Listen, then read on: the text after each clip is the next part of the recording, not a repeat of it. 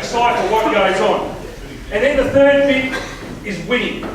We are warriors and we like to win. And whilst that's great in our psyche and it's probably what the nation's built on, 90% of blokes like winning, but 50% of blokes think winning is the most important thing in our life.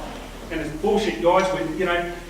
There is 4 to 1 suicides. The figures for 2008, 2,136 suicides, of which 1,760 were blokes. Over 4 to 1. It's bullshit. We've got to do something about it. We've got to talk about it and we've got to lower that rate.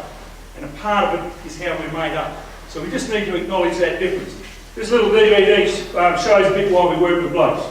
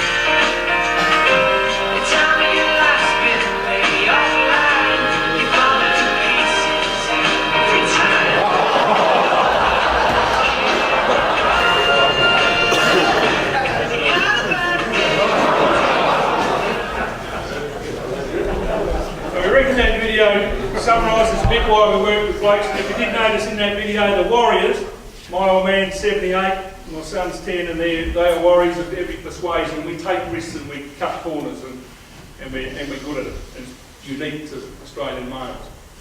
But look, I just want to, we talk about distress a lot, but stress is, we just want to say that's normal. It's like a lackey band and everyone's got a different capacity to be able to absorb some stress, and it's stretching out from our normal. It happens every day. It happens on the road, it happens in our life, and we've got to normalise what stress is.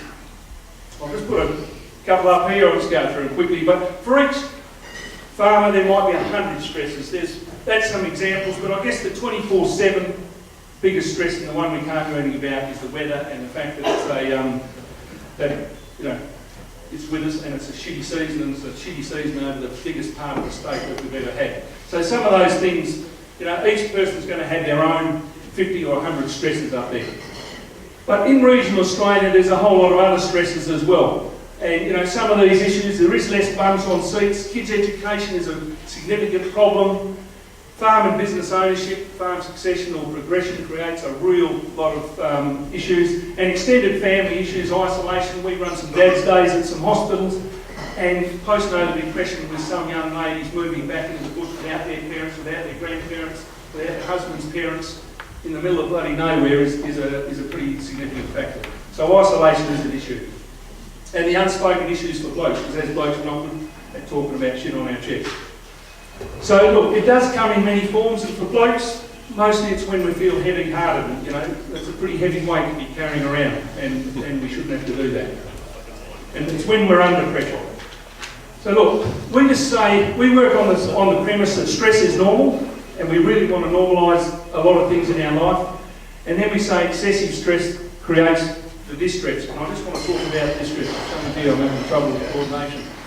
But the best example we use of that is the lady marathon runner at the Sydney Olympics, and she ran into the stadium. She'd run 41.4k, she had 600 metres to do a lap and a bit, and she collapsed and fell over, and the actual commentator said she was distressed. They used the right word. She was both physically and mentally gone. And that's what we mean by excessive stress.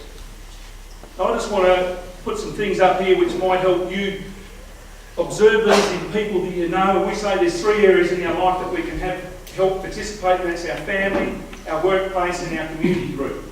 They're all areas where we interact in life, and if we notice something out of the norm, we implore people to ask. Sometimes with blokes you've got to ask 3 times, and you get told to get stuff once or twice, but we implore you to ask. If you've got the gut feel that something's going wrong, ask. These are things you can pick up, the dysfunction, moving out of our comfort zone. We had farmers this year signing 2010 finance in June. 14th, 12th, 17th, 19th of June, and I've just gone through their review right now, and it's not good. So moving out of that comfort zone, whether it be financial or relationship, is pretty significant. And things that we cannot control are the biggest distresses, and in the bush we know the weather's the obvious one. So we say work on the stresses you can manage and keep those affected informed. So whether it's financial relationship issues, we need to be able to talk to someone appropriate. So there's some obvious dangers of distress, and I don't know whether you can read on that boat, temporary insanity too, but that bloke driving that boat obviously had his mind and his hands elsewhere. But when we're under the pump, we do funny things. There is some dangers of distress, and I'll just put these up before I want to talk to them. There is chemical changes in our body, and every day we have adrenaline and cortisol changes because that's what gets us up and out of bed. But when it's excessive, it gets out of balance. And that does lead to clinical depression. And it's, you know, a really serious issue, and we need to get both medical and clinical help quite often to deal with that. And I'm going to take you through some shock absorbers in a minute, which are factors which you can help pick up in family members.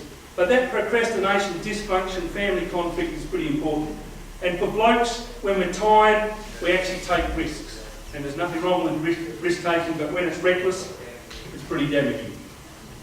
It's one of our favourite slides, but do you do this? We deliberately don't use farm photos because last year we lost a guy with the air-seated bar. It takes, you guys farmers have been farming, but it takes 20 seconds to put some pins in. Last year we lost one bloke, this year we lost a bloke with an arm, we had an header accident last year. We do cut corners, but he's got a safety, he's got into some safety, he's welding, safety gear.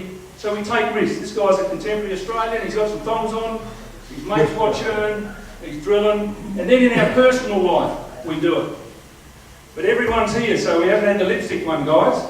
But I know I've had those two. So it is pretty distressful when we come in and get the bloody dinner whacked on the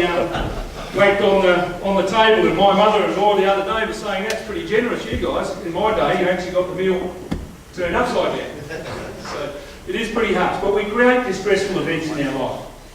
And we just reckon the simple mistakes are easy to make than correct them. And we do a fair bit of work in the mining industry, and that to rail that truck and turn it up that way is the easy bit. That is pretty simple. That guy's pretty chuffed about it. But to rewrite it, to turn up that truck on 180 tonne is bloody difficult. So to make the mistakes is easy, but to turn them around is quite difficult. But we reckon there's some easy things to do. And the first one is identify your mates. And the research shows that blokes have three mates, and we get some wags everywhere, but we have three mates that we can talk to about shit on our chest or spill our guts to. Ladies have about 8. And in the blokes, it's 3 categories. It's a mentor, a peer, and a partner. I asked you to think about all the blokes you know in your life, and I know a lot of blokes my age that are 48 and bachelors, and 78 and a bachelors. They've never had a partner. The peer's gone because you don't hang around with your uni mates. Good car, footy club, what the boys do, which is good, but we generally let our mates go, and if you're 76, your mentor is more than likely to be dead. So a lot of guys haven't got one category to talk to, and that's why the men's shed movement is pretty important, and that's why this is pretty important. Talk to a mate, men's line, talk it over. That number receives 14 to 1700 calls a month. So blokes will ring if they're caught in a but we're just saying that good times, identify with who you can talk to, because talking about stuff is good. You know, program time out and try and normalise the problem. That's what we want to do. If you're stewing and it gets worse, you know, we have to talk about stuff that causes us pain. Reduce the alcohol. I love my alcohol, but if you're actually on antidepressants or you've got depressive tendencies and you have a belly full of grog, you won't only have a hangover for a day, but that chemical imbalance will be out of whack for 3 days. So it is pretty serious stuff. So, you know, try and reduce it, except for tonight if you're having a good time.